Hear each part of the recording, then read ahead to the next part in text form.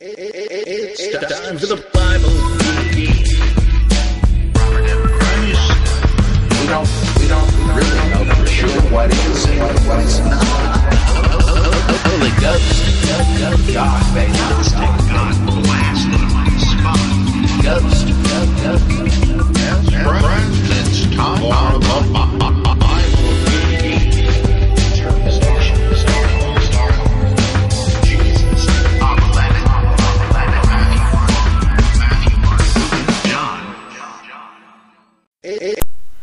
Time again for the Bible Geek. I would like to thank Frank and Eric and Tom and various others who have helped to make this holiday season brighter by donating to the besieged Bible Geek. Much appreciated, as are the kind donations of all you listeners and the kind attentions of listeners, whether they can help us out or not. You're helping us out by listening to the show. Sure appreciate that. Well, I've got an ever-growing bunch of questions, and let's dive right into them.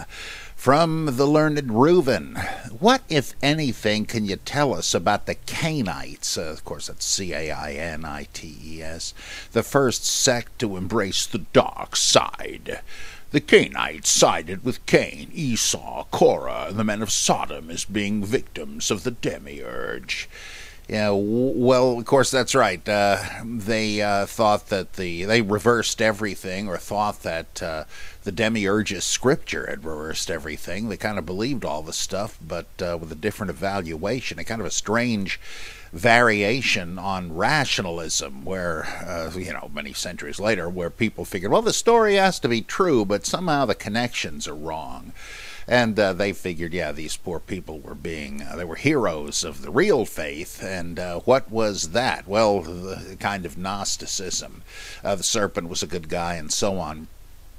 I believe the Cainites were the ones that had the gospel according to Judas, where Irenaeus tells us that Judas was kind of acting as the high priest by yielding up Jesus according to plan. The same sort of thing we find in The Last Temptation of Christ, one of my favorite modern gospels. Origen also tells us that they were among the sects that practiced a ritual execration of Jesus. Jesus be damned, which certainly must also be the origin of that weird passage in 1 Corinthians 12. You remember how when you were pagans, you were led around all kinds of things, and let me just tell you then that no one can say Jesus is Lord apart from the Spirit, and nobody by the Spirit says Jesus be damned. Now, why would they have said this? Well, it sure seems as if they were what Bart Ehrman helpfully calls separationists. That is, they thought that Jesus was simply the temporary channeler for the Christ Spirit. The two were not one, and this is probably what's being aimed at in 1 John, where it says, who's the liar but the one who denies that Jesus is the Christ? In the context, I don't think he means non-Christian Jews, given the obvious reference elsewhere to Docetism.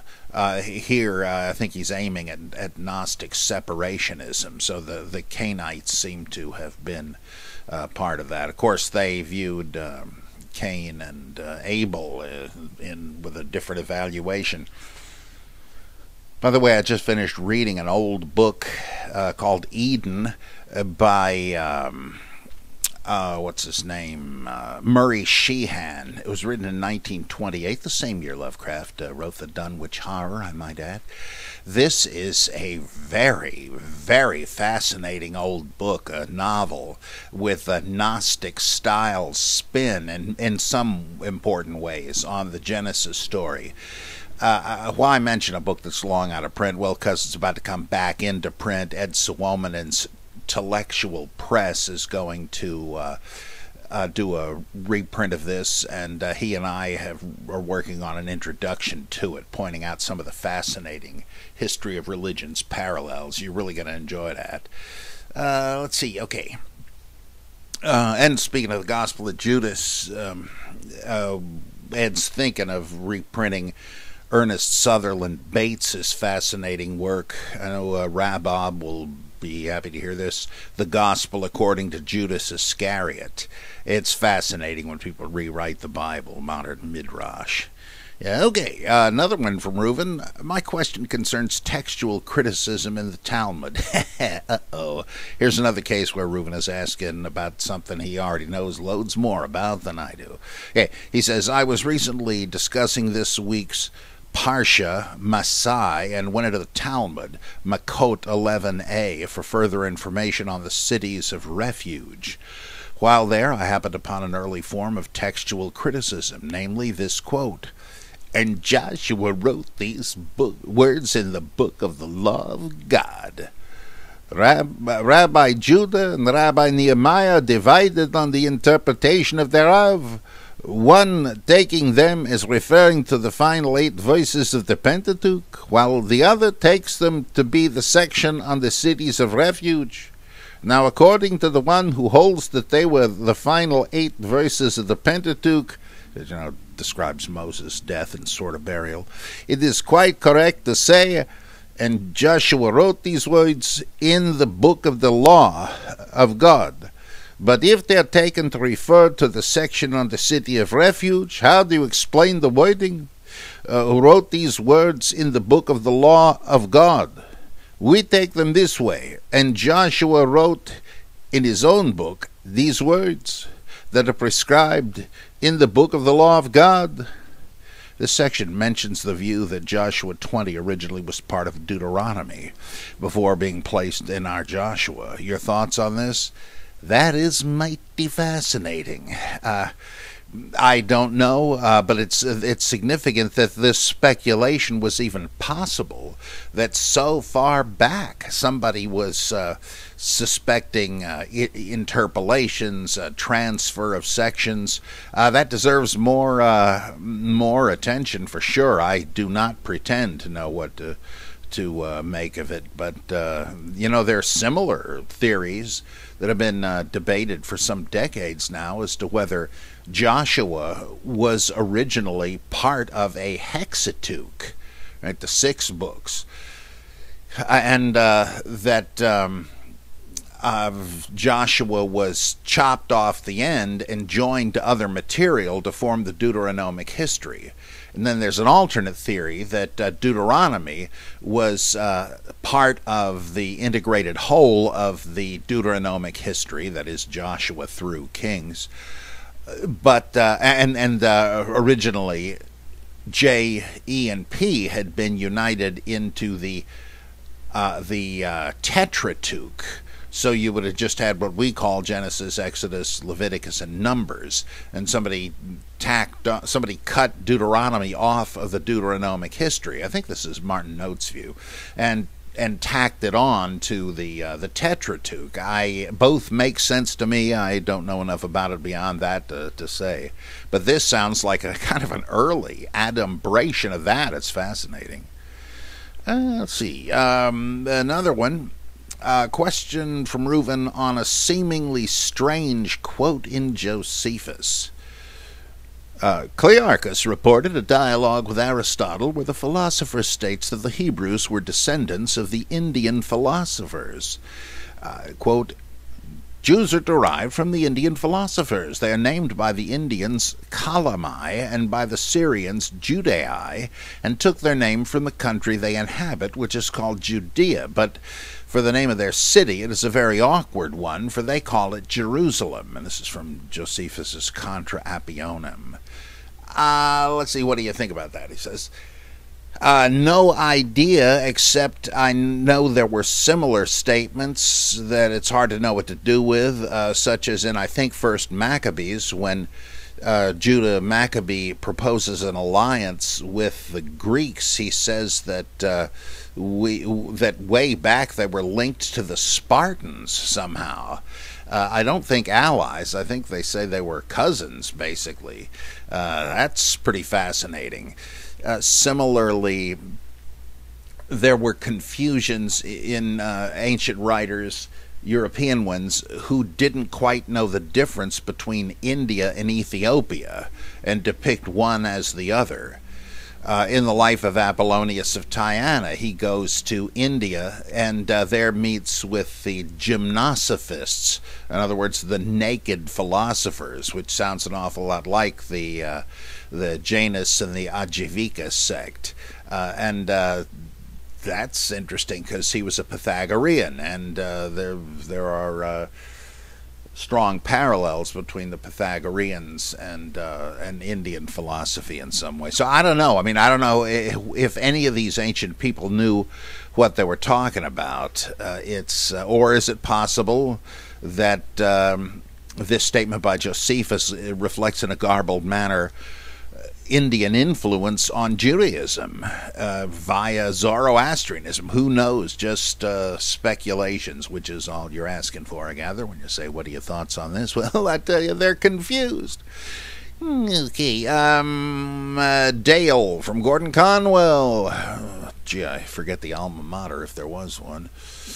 I just heard a recent Bible Geek episode in which a listener asks, if Jesus is a second Elijah, with a J, who is the corresponding Elisha? You said you thought it would be the church on whom a double portion of the Spirit is poured at Pentecost. You know, just as a double portion of Elijah's Spirit was conferred on Elisha right after the ascension. None of this makes any sense to me. Jesus clearly expects his disciples to think of John the Baptist as Elijah. It is with a J. It is only natural to think of Jesus as Elisha with a double portion of the Spirit. I can see how John's disciples may have seen it the other way around, that Jesus was Elijah and John was Elisha. Wait a minute. Wouldn't that mean that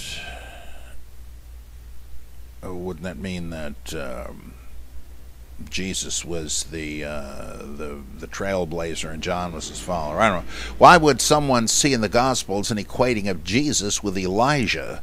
Aside from Jesus' clear statement that John was Elijah, he also calls out to Elijah on the cross, and we see Moses and Elijah speak with him at the Transfiguration. What am I missing?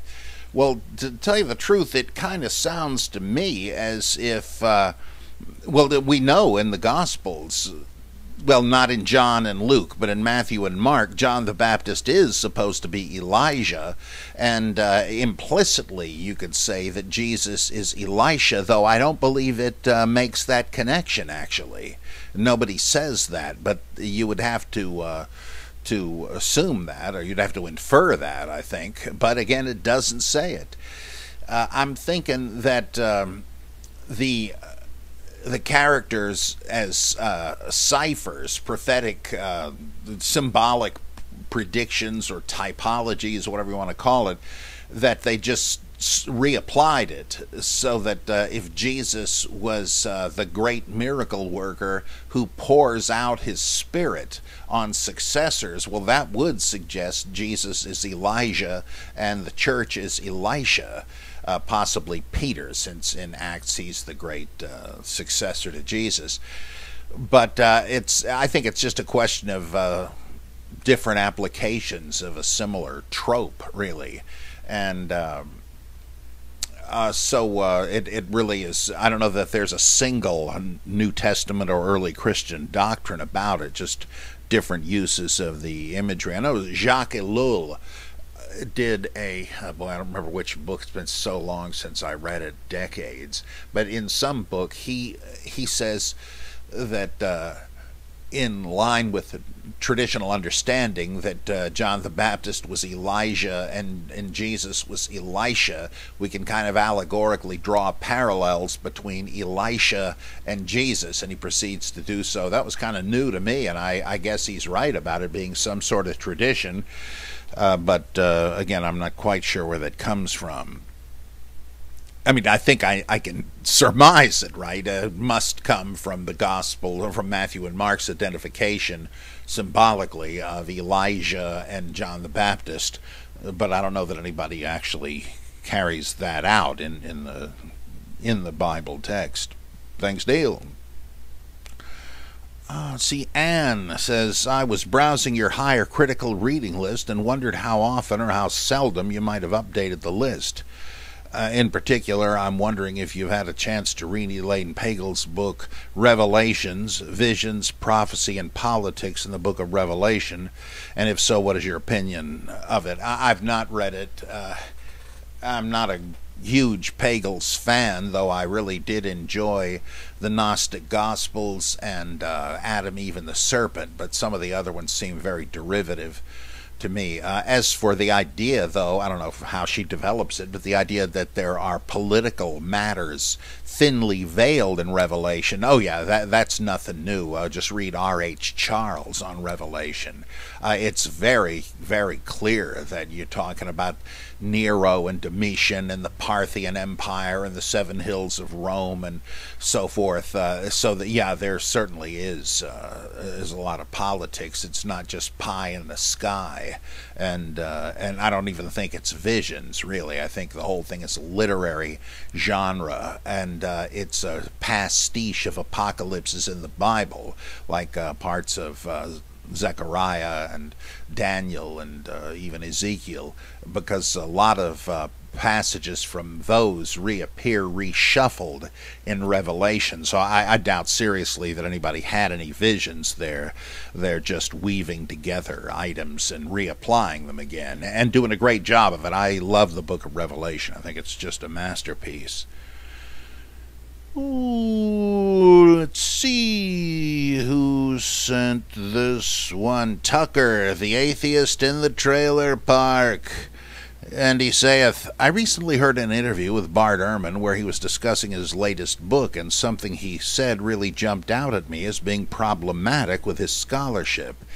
Specifically, when he was talking about Christ being buried in the tomb, Ehrman said, quote, I always just assumed this was true, and it wasn't until I started writing this book that I decided to look into what the Romans actually did with those whom they'd crucified, end quote. Now, I'm not... he said, now, I'm an idiot who lives in a trailer park. Golly, but this strikes me as bad scholarship on Ehrman's part. I would think that if you're going to declare that the Jesus of the Bible was inspired by a real person, the first thing you would do is have as complete an understanding of the times in which he lived as possible, in order to better assess where the true parts of the New Testament might be. If, however, you're taking one of the fundamental events of the life of Jesus, namely his execution and burial, and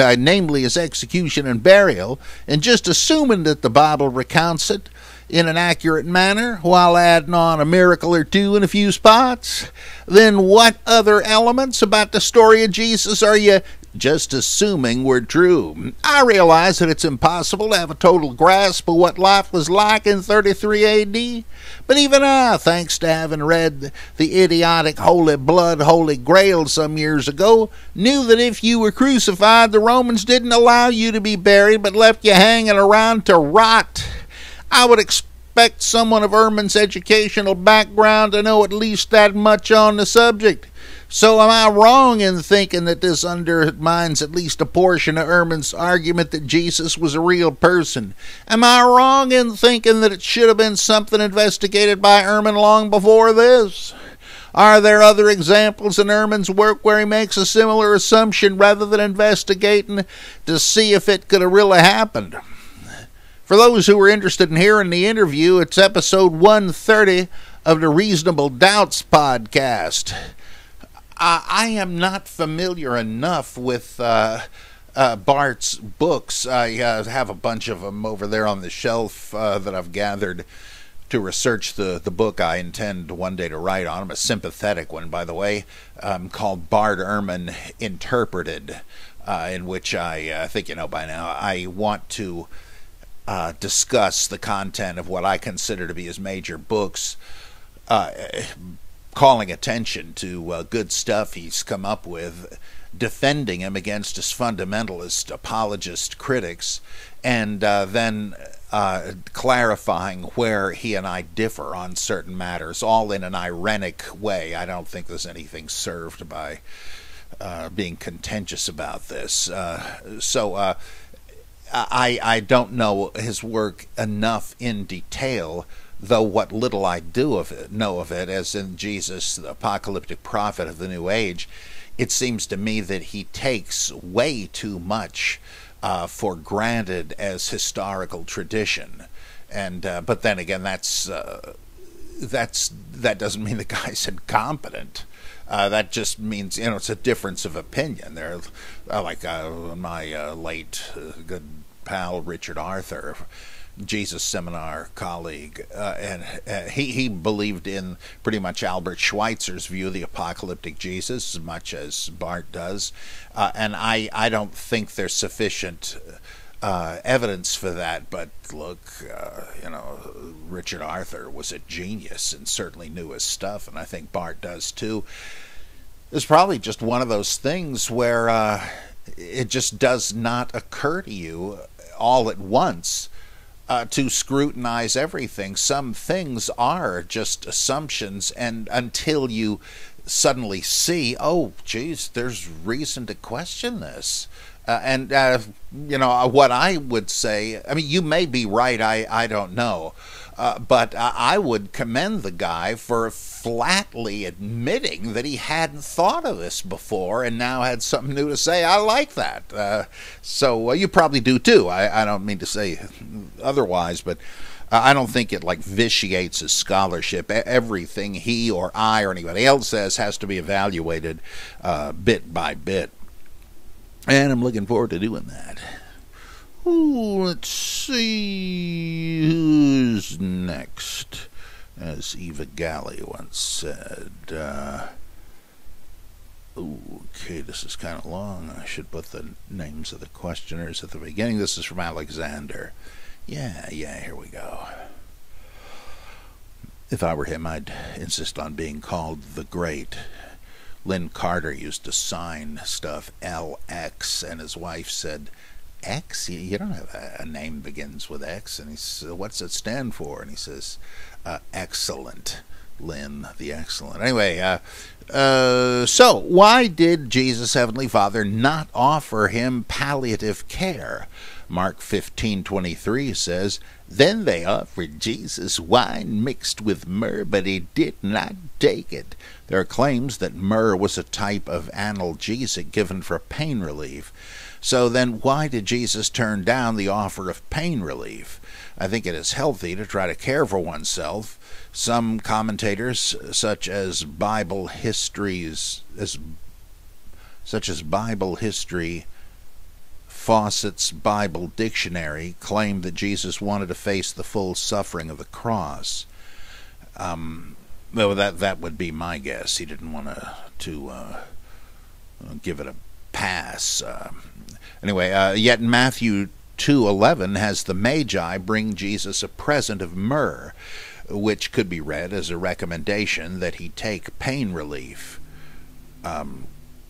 I'm kind of guessing, let me pause here, I'm kind of guessing that they would not, I know they're fictional characters, but I think the point here is that if it were some sort of rich, rare substance, they were giving him just an exalted gift. And just like in The Life of Brian, you can leave the gold and the myrrh, but leave the frankincense behind next time. I doubt if that's a reference, but you never know. What the heck? I mean, it might be one of those chiastic things that some folks are so excited about, that the same thing comes up at the beginning and the end, whether or not, for narrative purposes, they denote the same thing. What do you make of that, David Oliver Smith? Let us know. I know you're a big chiastic guy. And let me add, Dave, that Victoria and I will shortly be going to Pizza Village in Mount Olive, if you can make it here again. Anyway, is this a case of too many cooks spoiling the broth? The authors of Matthew's tale of the Magi bringing myrrh have forgotten or not known that Mark had Jesus refuse the myrrh. Also, the author of Matthew 27:34 has switched the pain relief herb in the wine vinegar to gall, though still refused. Well, again, I don't think it's a problem if one need not take Matthew's gift of the Magi as having anything to do with the future crucifixion. Fawcett's Bible Dictionary also points out that Matthew maybe has put that the wine contained gall so that it would fit with Psalm 69:21. However, Psalm 69:20 says, I looked for sympathy, but there was none, for comforters, but I found none. They put gall in my food, as if that was an act of enmity, and gave me vinegar for my thirst. However, it could be read that the person in the Gospels offering Jesus the wine with myrrh or gall were trying to comfort and sympathize with him. This undermines the attempt to make Psalm 69 into a prophecy.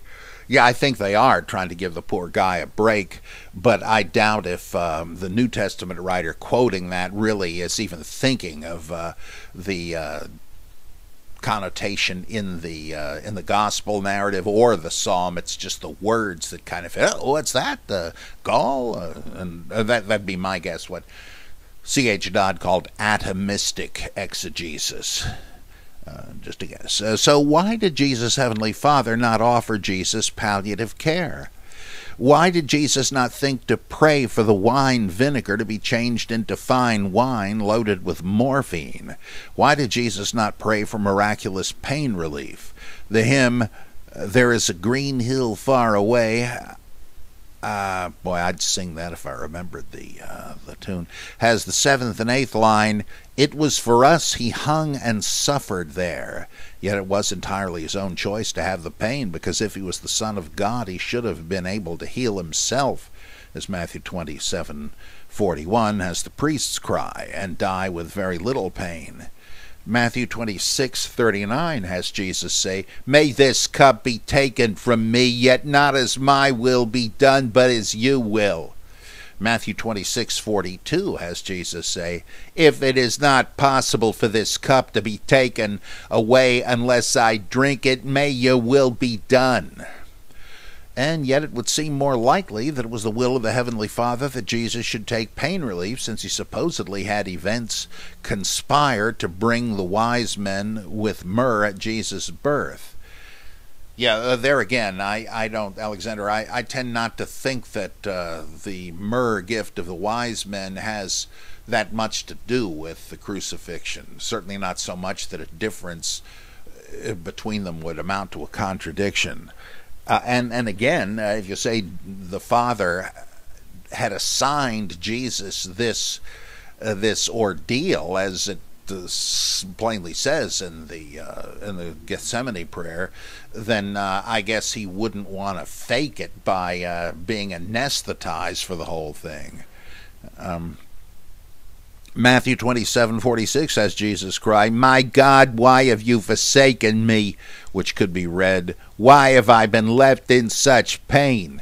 Yet again, it was Jesus' own failure to accept the help offered. But then why didn't God shout down from the sky, Drink the medicine, it is for your own good? Could the Gospels have been something like the crowd? Jesus, here's some myrrh and gall to lessen your pain. Jesus, no, I've read in the newspaper that those drugs can be addictive. Crowd, Jesus, you're likely to die in the next day or two, so that doesn't matter. Jesus, oh, I never thought of it like that. Well, now that you say it, does seem more sensible to drink it, really. Why does the Bible offer so little in the way of useful advice on the subject of medicine from herbs to provide pain relief? Proverbs 31, Give beer to those who are perishing, wine to those who are in anguish. Let them drink to forget their poverty and remember their mercy no more. So that is where the daft idea of drinking to forget comes from. Would have thought spending money on alcohol is likely to make a person poorer. Good point. What other passages in the Bible contain advice on pain relief using myrrh or gall? I really don't know of any. The closest I would think of is the the parable of the Good Samaritan, where I believe it says the Samaritan applies oil and wine to the wounds of the mugging victim, and then again the anointing with oil of the sick in the Epistle of James. But I don't really know the state of medicine back then. And they're very interesting questions you raised, but I do think the stories of the crucifixion are largely fiction, and they're sort of taking as a fait accompli that he suffered and died, and so if he were to receive something to deaden the pain, that would kind of short-circuit the process of redemptive suffering. Of course, the whole notion of redemptive suffering is highly problematical. Thanks, Alexander the Great. This is another rather long one.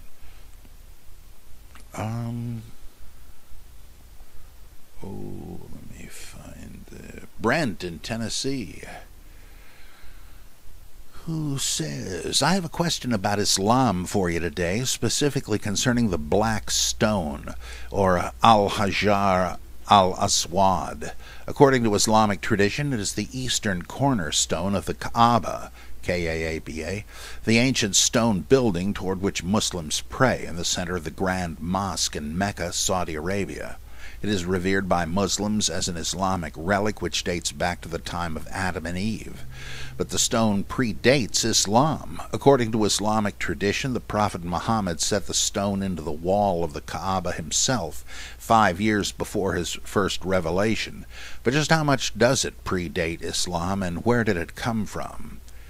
Let me just break in here and say you'll find out how old it really is in a story of mine, hopefully forthcoming, called The Caliphate of Cthulhu, but I'll leave that alone for now.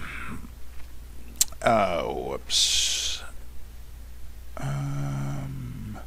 Yeah, I happened to be reading the Argonautica by Apollonius of Rhodes the other day.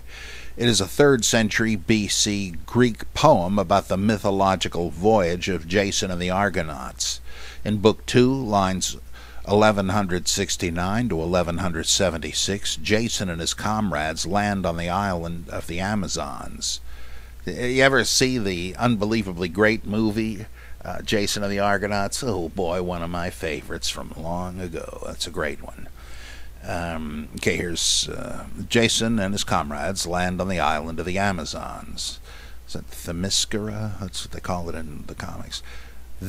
Then all together they went to the temple of Ares to offer sacrifice of sheep, and in haste they stood around the altar, which was outside the roofless temple, an altar built of pebbles. Within a black stone stood fixed, a sacred thing to which of yore the Amazons all used to pray. Nor was it lawful for them, when they came from the opposite coast, to burn on this altar offerings of sheep and oxen, but they used to slay horses, which they kept in great herds. Let's see. Okay, end of quote. While the story is a myth, it did surprise me quite a bit to hear of a group of people worshipping a black stone so much earlier than the Islamic tradition. There may never have been a Jason, mythicist, or a tribe of warrior women named the Amazons, but it doesn't seem ridiculous to me that the poet might be describing actual religious rituals that he had seen or heard about. There's also the mention of a black stone making its way to Rome, with the Emperor Elagabalus in 219 AD. The arrival of this new emperor and his 2 empresses at Rome in the autumn of that year left the entire capital aghast. Among his imperial entourage, Elagabalus, had, also known as Heliogabalus, right, had brought with him many low-born Syrians who were now granted positions in high office. But the greatest shock by far to the Romans came when they learned that Elagabalus had in fact brought the black stone with him from Emesa. This stone was in fact the most holy object of the cult of the Syrian god Elagabal, also Baal, later known in Rome as Sol Invictus, the invincible sun, and had always resided in its temple at Emesa. With it coming to Rome, it was made obvious to everyone that the new emperor intended to continue his duties as a priest of Elagabal while residing at Rome. This was unimaginable, though in spite of such public outrage, it did happen. A great temple was built on the Palatine Hill, the so-called Elagabalium, better known as the Temple of Elagabalus, to hold the holy stone. Herodian writes of that stone, "This stone is worshipped as though it was sent from heaven. On it there are some small projecting pieces and markings that are pointed out, which the people would like to believe are a rough picture of the sun, because this is how they see them." After Elagabalus was killed in 222, his religious edicts were reversed, and the cult of Elagabalus returned to Emesa, now called Homs, H-O-M-S, in Syria. So how much do we know about the origin of Islam's black stone? I cannot find anything other than websites that say, "Muslims don't worship stones," and others claiming it is a meteorite. Was stone worship a common practice with our pagan ancestors? Might there have been many black stones floating around? What is the relationship between Islam and the stone? I do not remember reading anything about it in the Quran. Thank you so much for your great show, and so on. Was listen to every episode. Holy mackerel. Okay. And let me just comment on that. I think that there were various black stones and that they were all meteorites. And, of course, it's not too tough to figure out why they would have been relics or idols, because they came down from heaven, right? Just as in Acts 19, that the temple of Artemis included the stone that fell down from Zeus or from Uranus, from heaven, depending on how you want to render it. And they figure, well, look, this rock comes from the sky. It must be a gift of the gods. We ought to take it seriously. And I'm assuming they're black because of the friction of entering the atmosphere. I would recommend reading the novel of the Black Stone, or sometimes just published as The Black Stone. It's really a novella, really a longish story, by the great Arthur Machen, M-A-C-H-E-N, the same as J. Gresham Machen, spelled the same but pronounced differently, just so you don't embarrass yourself. The weird fiction writer is Arthur Machen, who was part of the Celtic Twilight and I think the Order of the Golden Dawn. He wrote really deep and fascinating mystical stories, and in The Black Stone, that's one of his best, and he ties it in with diminutive race of little people who became immortalized as the elves and leprechauns and stuff in Celtic mythology. And now, of course, it turns out that these critters were real, right? They've discovered in Asia and in Britain these tiny humanoid skeletons, like some people compare them to hobbits. So it looks like old Mackin knew something we don't. And it also involved a black stone, Ixaxar, it was called. And I believe this is part of the same question. Recently I was looking up the Kurdish Yazidis because they've been in the news. Wikipedia says they predate Zoroastrianism and have some Gnostic influences. I've heard you say the Mandeans, Muslims, and the Gospel of John have some Gnostic influence. Are there other modern sects with Gnostic influences? Yeah, the Yazidis are immensely fascinating. That is, they have a myth that kind of is a garbled version of the resurrection, in which it is Melek Tus, the peacock lord, or Satan, who raises Jesus from the dead. God gets mad at Jesus and imprisons him in a cave, and Melek Tus releases him. It's obviously a version of the resurrection. The Druze religion is this is a 11th century offshoot of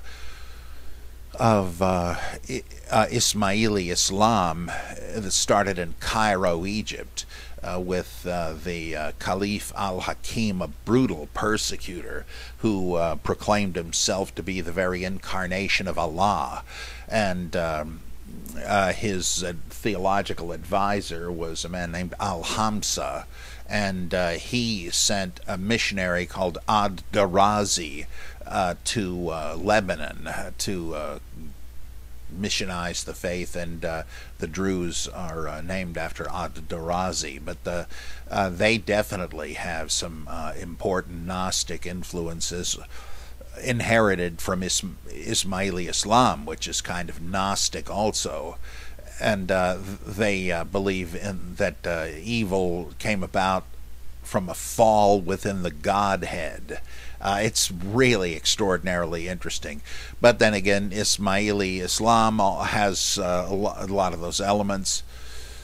And Sufism does as well. In fact, the Sufis sometimes just call themselves the Gnostics. So those, I'm just sure you would find a lot of, I think Henri Corbin, or Corbin, wrote a book I think called The Man of Light in Iranian Sufism. Oh boy, is that fascinating. Shows the Gnostic character of Sufism. Yeah, you'll enjoy it, Brent. Norm says, one of the biggest obstacles to me reading Strauss's highly recommended Life of Jesus Critically Examined is the tiny, cramped type.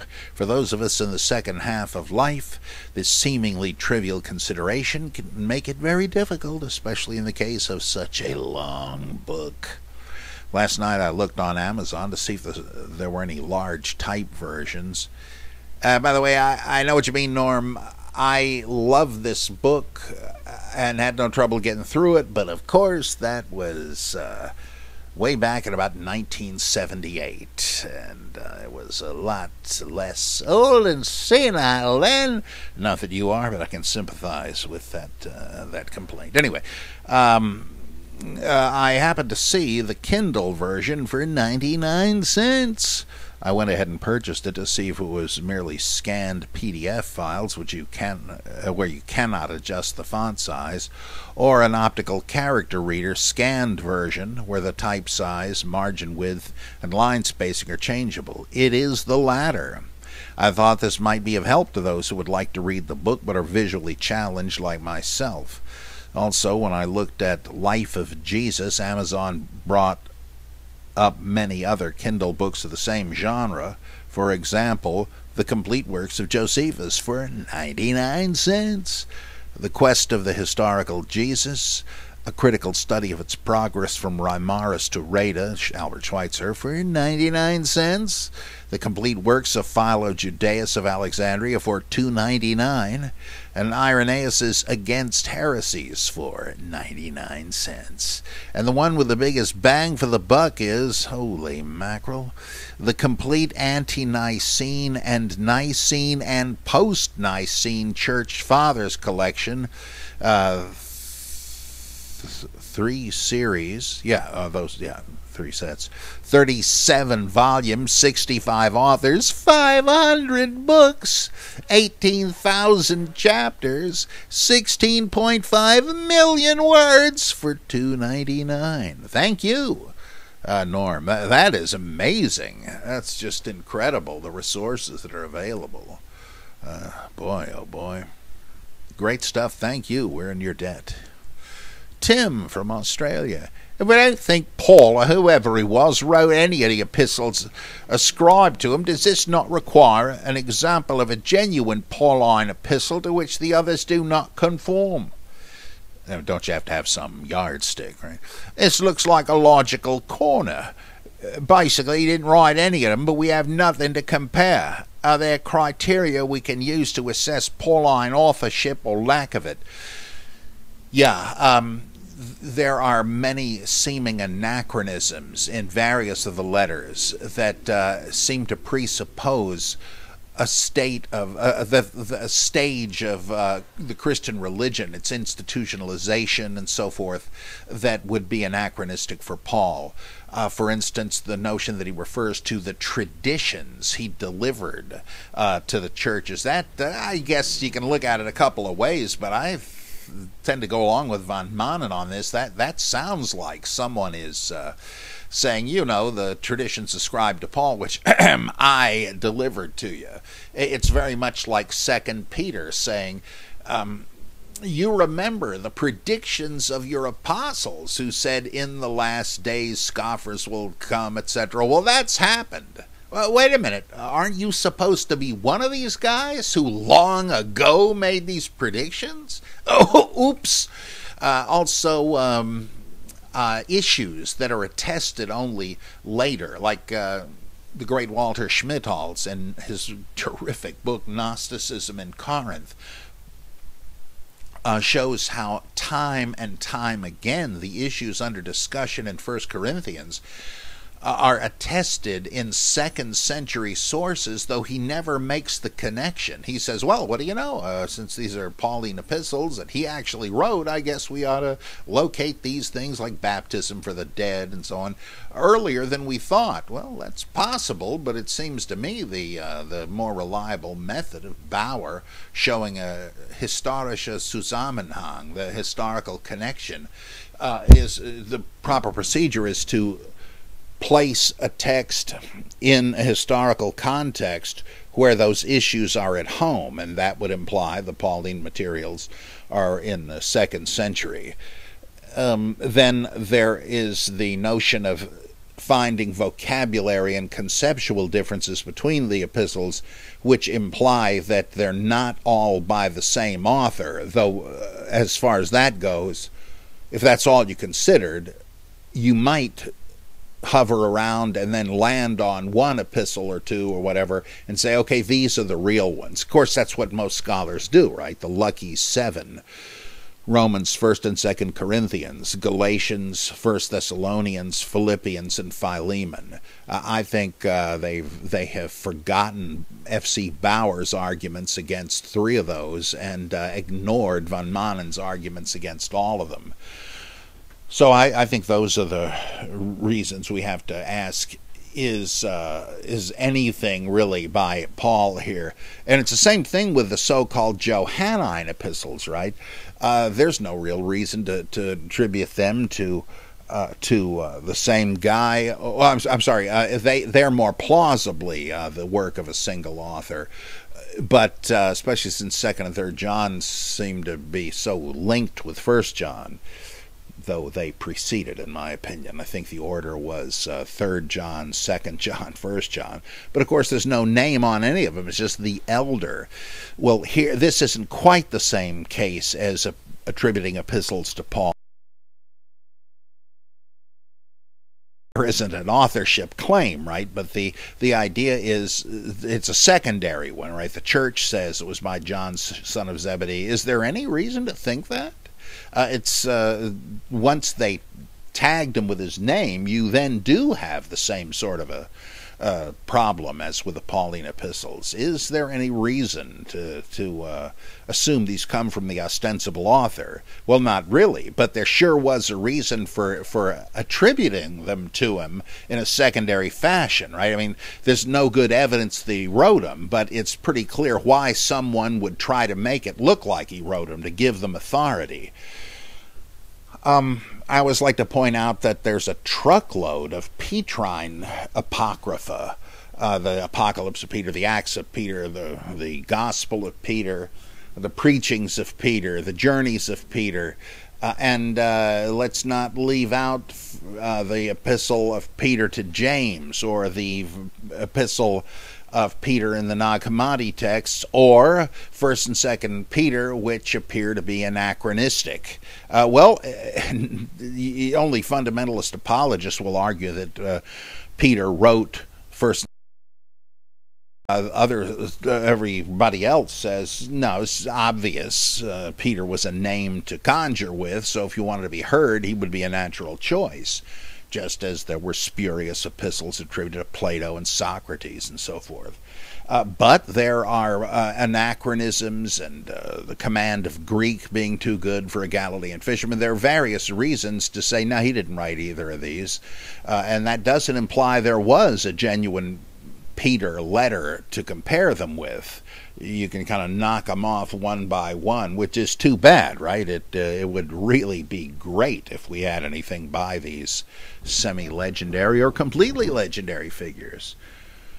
I may start work on a project Frank Zindler came up with, asking what is the evidence that any Bible character really existed.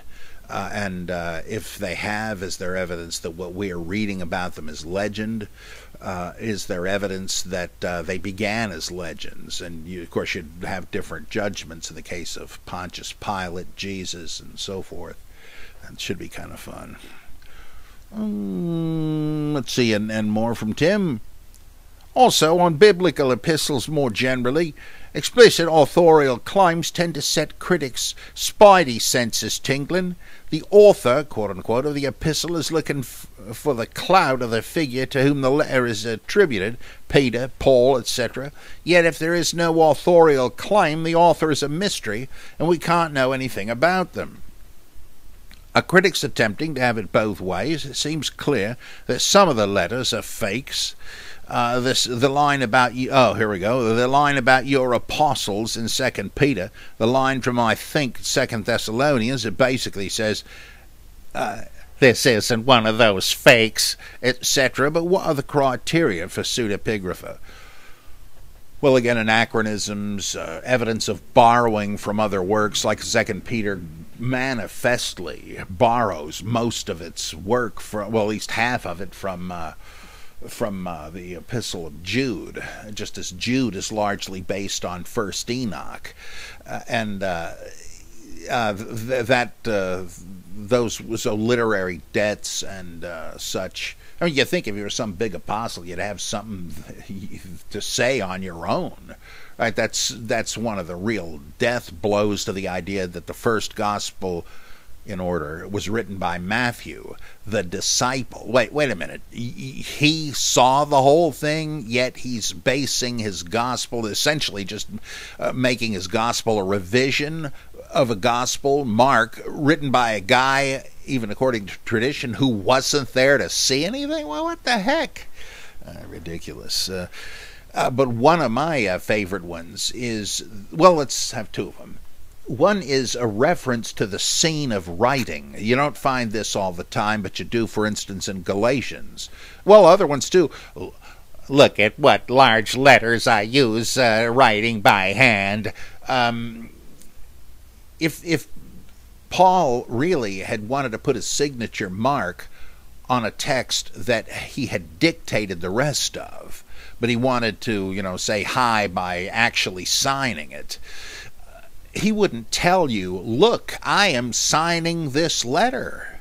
No, that just means that somebody cooked up this idea for a letter that is supposed to be several generations down copy of the original that on which Paul's signature would have been obvious. So that's fake.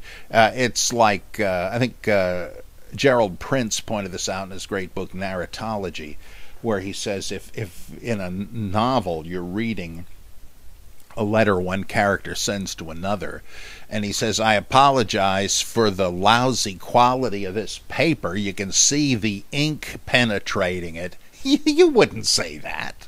It's like in I think it's Robert E. Howard's The Hour of the Dragon, the Conan novel he wrote. We overhear some guys planning, and one of them says, here, let me trace the outline of the building on this tabletop with my dagger. He wouldn't say that. He'd just do it, right? That's kind of a narrative cheat to economize on the narration and smuggle it into the speech of the characters. It's the same sort of thing. So whenever you find that, another one is conspicuous self-references. I, Paul, say to you, or I, Thomas the Israelite, record this, or I, John, your brother in the faith. That's a bit different than just sticking your name on it, as they actually did in ancient epistles, right? Paul or Apollonius to the congregation in New Jersey, something like that. But when you have somebody say, I, Paul, I, Thomas, etc., that, I think, is a dead giveaway that you feel it necessary to claim to be someone that you're not. If this were really that person, he wouldn't bother doing that. He'd know the recipients knew it was from him and so forth. So that, I think, is a big instance of fakery. Let's see. This is from... Let's see what Norm is talking about, with it being hard to see. Eric Hildeman. My question has to do with your book, The Amazing Colossal Apostle. In it, you make an excellent case for the historical Paul being based on the mythological figure of Simon Magus. While I find this argument compelling, I don't say Simon Magus was mythical. I think he was actually a historical character mentioned by Josephus. While I find this argument compelling, I have a slightly different bee in my bonnet regarding the historicity of Paul. I've heard from certain authors, A.N. Wilson among others, the hypothesis that the historical Paul, if there ever was such, may have actually been Sergius Paulus, as named in Acts, who was probably one of Herod's nephews, and not a man from Tarsus at all. Could you please expound on that idea and give your opinion? Well, all I know is that that would at least fit with the Hellenism of the Pauline writings. And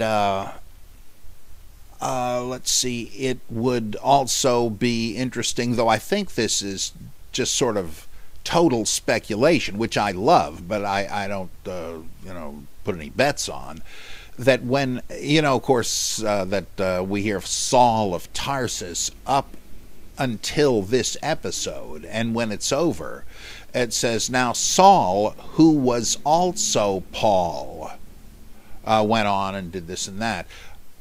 That's usually, and I think very likely to be true, it's taken as to say, well, Saul was also called Paul, and that implies what we read elsewhere in the same book, that he was a Roman citizen and therefore would have had a Roman name as well as a Hebrew name, which was not uncommon. And so that's so often, again, it's translated, who was also called Paul, but suppose that isn't what it means, rather that he was really Sergius Paulus, that he was converted and became a missionary. But then you got to explain what is supposed to have happened with Saul. Where'd he go? And I guess Wilson must mean that this is a wink to the reader, saying, well, this is really who the guy was. But I don't know, that's fascinating, but I don't really... that's kind of on the level with a theory I've floated, that there's a wink to the reader at the end of Romans, where he's giving greetings to all these people in the Church of Rome, and then it suddenly says, I, Tertius, who wrote this letter, greet you. Well, now, I admit, most probably, that means he's the amanuensis. He took down the dictation and just put in a shout-out there, which raises the big question, must we consider Tertius the scribe an inspired writer of Scripture? Oh, brother. Anyhow, my theory, my guess, I should say, was that since I think Romans was pseudonymous, is this a wink from the actual author, a guy named Tertius? I admit it's improbable, it's possible, it's interesting, but really, who knows? We'll have to wait till we get to heaven to find out. Hallelujah. So it sounds to me like kind of a wild speculation, but that's a point in its favor in many ways. It certainly deserves consideration, and I've not read Wilson on Paul, so I'm not in a position to really present his theory, much less critique it. Greg Mills, I've been wondering a bit about Israelite monolatrism. By which book of the Old Testament was the concept of monolatrism completely forgotten, not just abandoned, but forgotten? That's hard to say. In other words, were there holdouts? How long were there holdouts that believed in technically polytheism, but in practice monolatry? And remember what monolatry means, everybody. The worship, the latria, the worship of one God, not excluding the existence of others, as in the Ten Commandments. I am Yahweh, your God, who led you out of Egypt. You shall have no other gods but me. That doesn't say there aren't any. It says that he's the one they owe worship because he delivered them. Right? And there are other stories that imply they believed, like, what's his name? Jephthah, in his letter negotiating with, who is it, the Ammonites, the Sulfites or the Cellulites or one of these groups. He says, hey, look, we don't really need to fight. There's a land dispute. He says, why don't you rest content with the territory your God, Shamash, has given you, and will be content with the land that Yahweh has given us? It could just be diplomacy, but I don't know any reason why it should be. David is kicked out of Israel and has to serve the bandit chief Doeg the Edomite. And he says, well, they forced me out where I have to worship other gods. Interesting. Well, we find, I think, the first statements of monotheism in Jeremiah, and in the second Isaiah, who has God say, I am God, there is none other beside me. Well, that's monotheism, right? Not just monolatry. Not only are you not to worship other gods, there aren't any. You're kidding yourself. You're just worshiping a stump or something, right? And you don't think you are, but that's all you're doing. You're making a fool of yourself. That's monotheism. But we're told that as late as the Hasmonean War against the Seleucids, that some of the bodies of the heroes who fell in battle against Antiochus Epiphanes' troops were found to be wearing, ironically, protective amulets from the gods of Jaffa or Joppa, which means Semitic deities. So these guys are freedom fighters trying to protect the Jewish tradition, and they're wearing these tokens of other Semitic gods. So presumably they were not even, they hadn't even gone as far as monolatry. Right? They were henotheists worshiping one god at a time, or just rank polytheists who worshipped a bunch of them. Who knows how long it lasted. In her terrific book, The Great Angel, A Study of Israel's Second God, Margaret Barker shows there's plenty of indications that polytheism died out very, very late, and even then it kind of survived in euphemized forms. But I'd say the thing in Second Maccabees is really a very clear statement that polytheism survived a long time. Even when we have attempts to say, hey, look, no other gods but Jehovah, you don't say that unless there are people that are worshiping gods other than Jehovah. I mean, fellow Jews.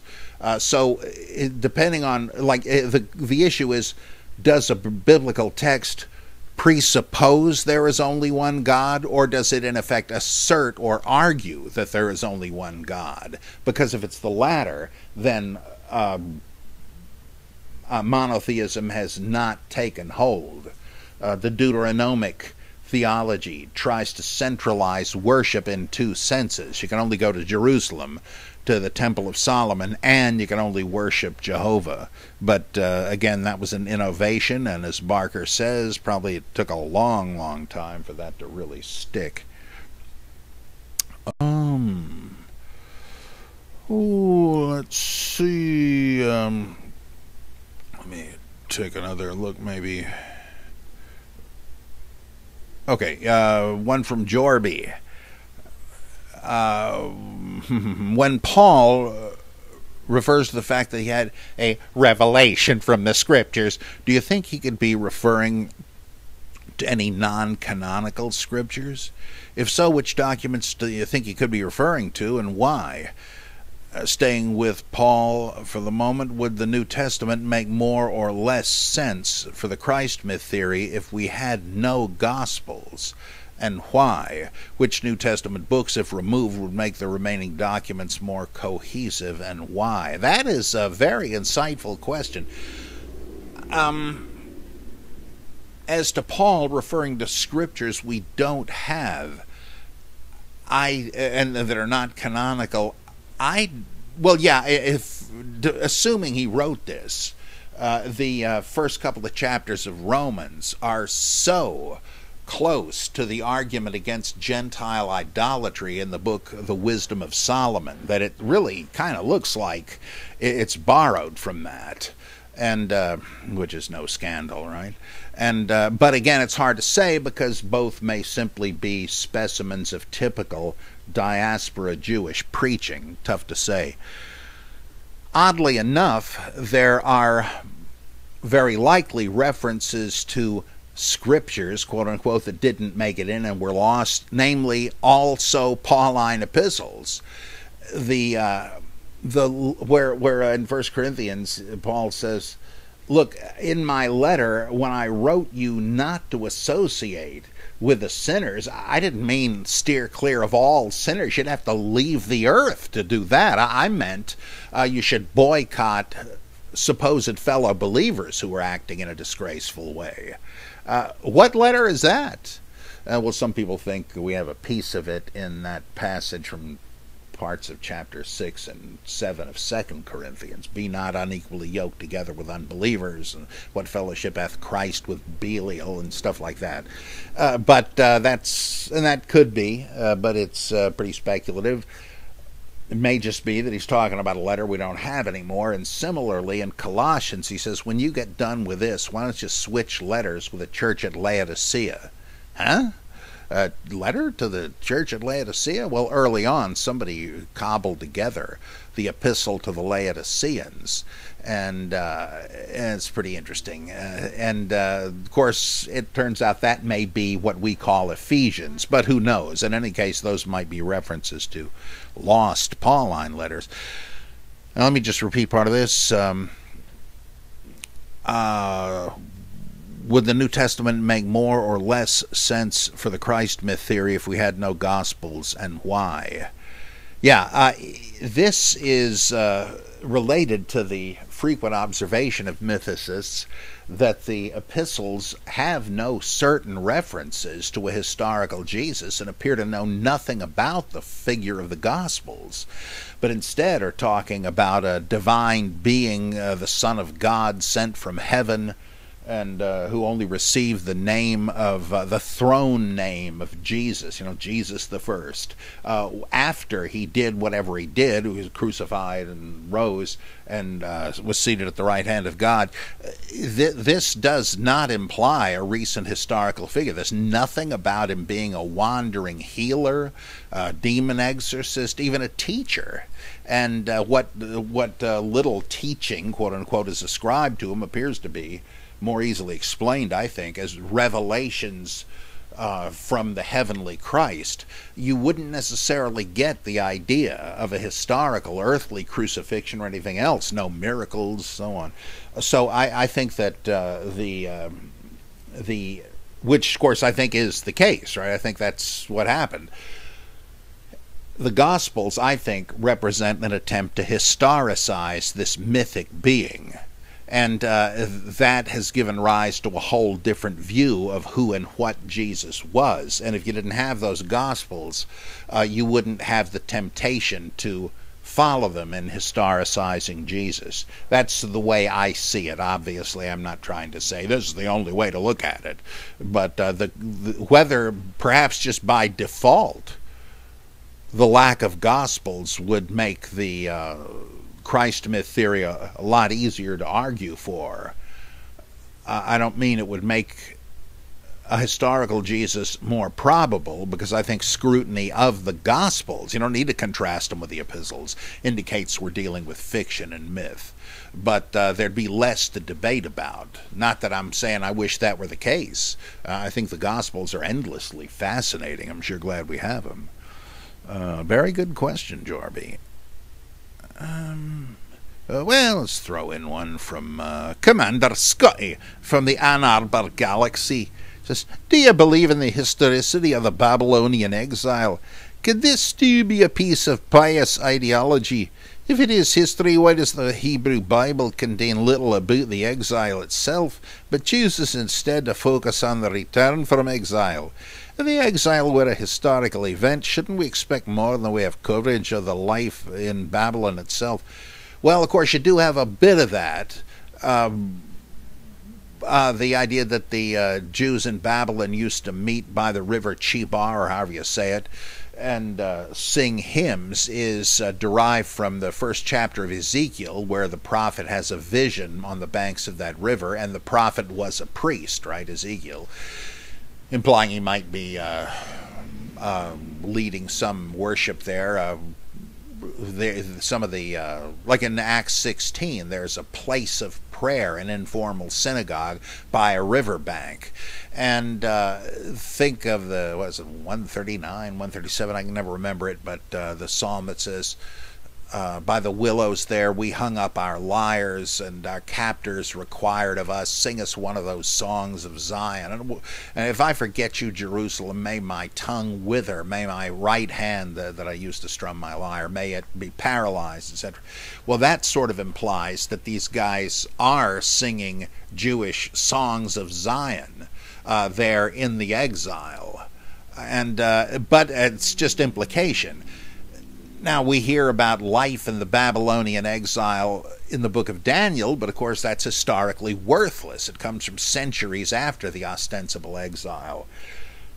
So I think it is not at all unlikely that it is a legend, that it's trying to provide a pedigree for Jews that came, quote, back, unquote, to Palestine from Babylon, but that, as Niels Peter Lemke and others say, the so-called returning exiles were simply people from elsewhere in the Babylonian and then Persian Empire who were resettled there, given the general policy of shifting around subject populations and telling them, we're your friends, we're not taking you away, we're bringing you back to your ancestral home, and we'd like to help you set up your traditional religion, etc.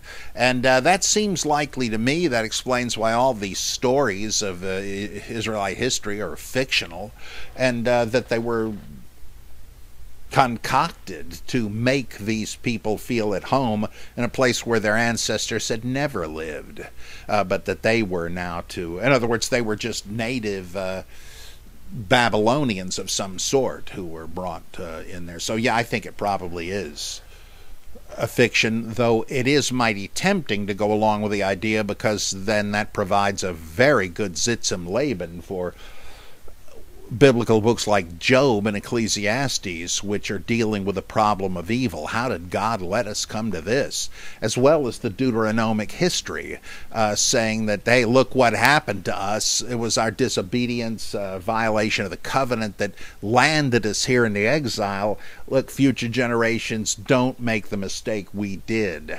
Or why did they codify the priestly code and these other law codes? Well, that would sure make sense if they were living as strangers in a strange land without a temple, after having centralized worship in the Jerusalem temple. You know, you're not even there anymore, so you can't set up shop anyplace else. So who's going to remember the sacrificial rules and all of that? Let's write them down in case our descendants ever get back home. Now, that is such a productive model, but who knows? I'm tending more and more to go in the minimalist direction. I suspect it is a fiction. Well, that's about it for today on the Bible Geek. I hope to be with you a little quicker next time than I was this time, but I really appreciate these great questions and your interest in the show generally. Hope you had a great Thanksgiving, even if as a no-good, God-hating, Christ-denying atheist, you have nobody to thank. Hallelujah. But hope you also have a good Christmas, even if you're an atheist, right? Just worship Santa Claus. That's what I do. And I'll see you soon again on the Bible Geek.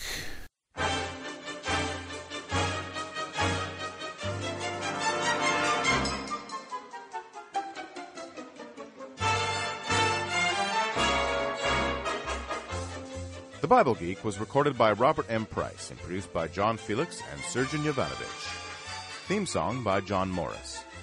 Visit us at robertmprice.mindvendor.com for more info on Robert's projects, purchase Bible Geek merchandise, and click the ever-important Donate button. Send your questions to criticus@aol.com, and be sure to rate and review The Bible Geek on iTunes. Thanks for listening to The Bible Geek. I'm Torrin Atkinson.